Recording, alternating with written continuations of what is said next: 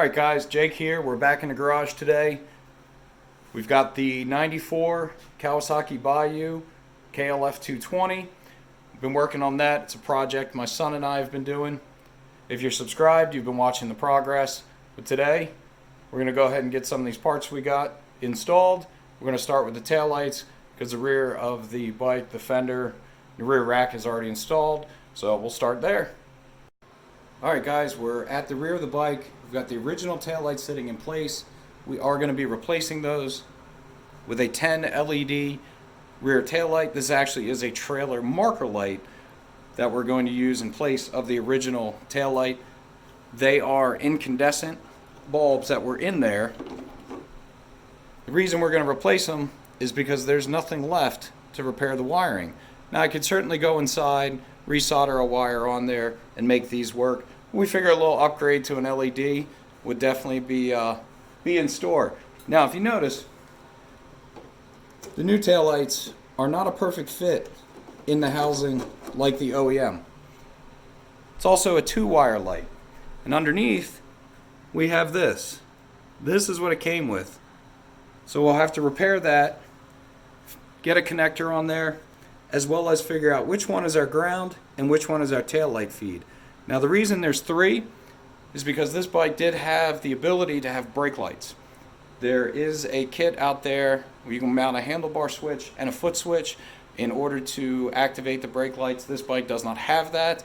It will be a future upgrade. I have located the parts, but right now we're more concerned with getting it running. So in order to take up the slack for that taillight, we are going to take a piece of sheet metal and make a backer that'll essentially clamp the taillight in place, keep it from moving around, put a little foam on there, and that'll give it some resistance. So stay tuned.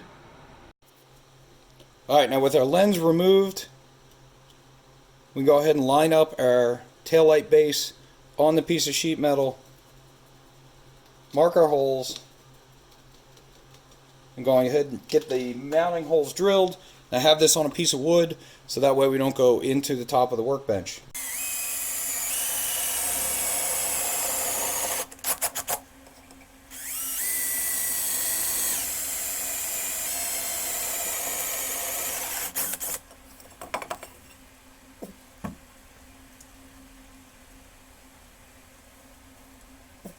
Well, Mace, it looks like we don't have the proper hardware.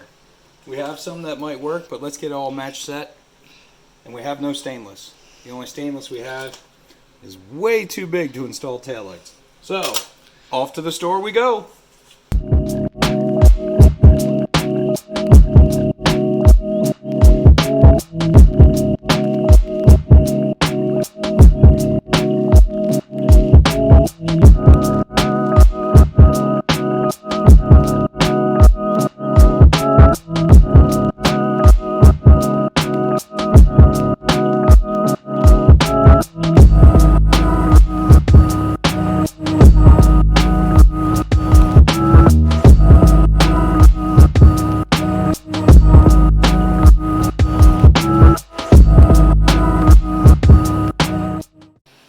You saw me making the plates that go behind the taillights, and that'll take up the gap back here so you don't see around it. So they were regular sheet metal, went ahead and painted them black just so they blend in, you don't see them as much.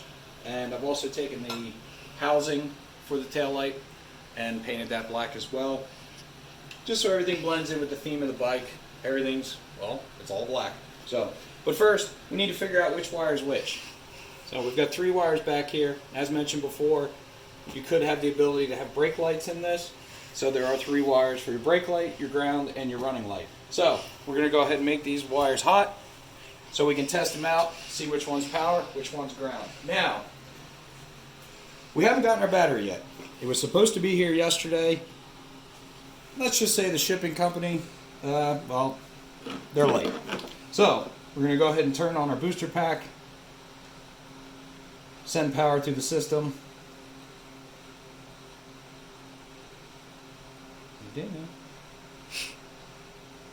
There we go. Go ahead and hook up our positive and negative to the bike's electrical system. Make sure that the lights are on, that is the low beam position. They come on low and high, it doesn't matter.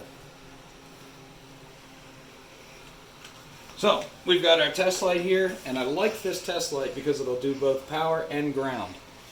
So we've got a hook to the black, which is usually the ground, the red, and if you look, definitely that is our taillight feed. Now if we check the blue wire, we have nothing. So that is the accessory wire for the brake lights, if so equipped. But let's check to make sure that we have a good ground as well. And we do. You can see the test light lit up in green. That does check the ground side. So black is definitely our ground and red is our positive. So Kurt, what we're going to do now is go ahead and get these installed. We've got our plate already ready to go. So let's see if we can get these put in.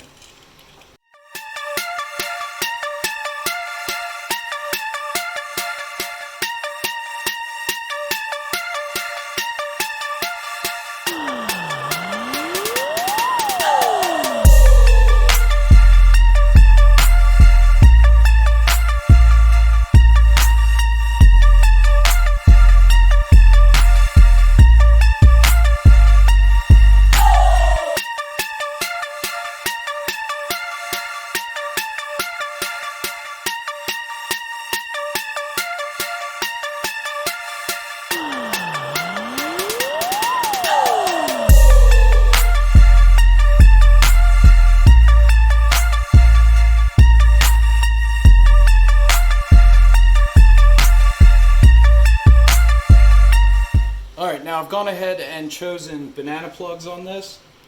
They're a little bit easier to get in and out. And you'll see the male on the positive side. And we're going to go ahead and put the female on the negative side. And the reason you do this is solely because you want to keep your polarity correct between your positive and your negative. That way if you ever have to take the fender off, it comes right off. And we can not guess which one goes where.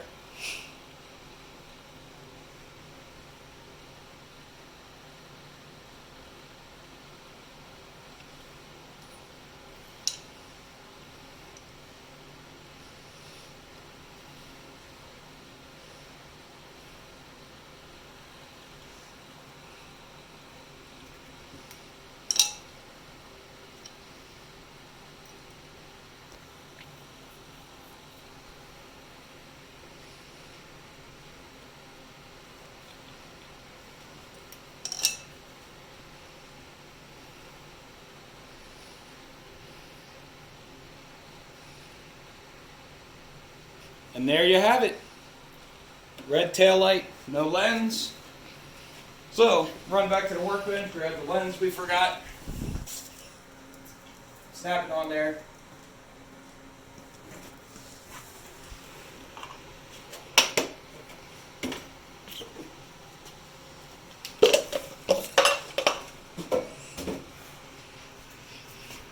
And that's it.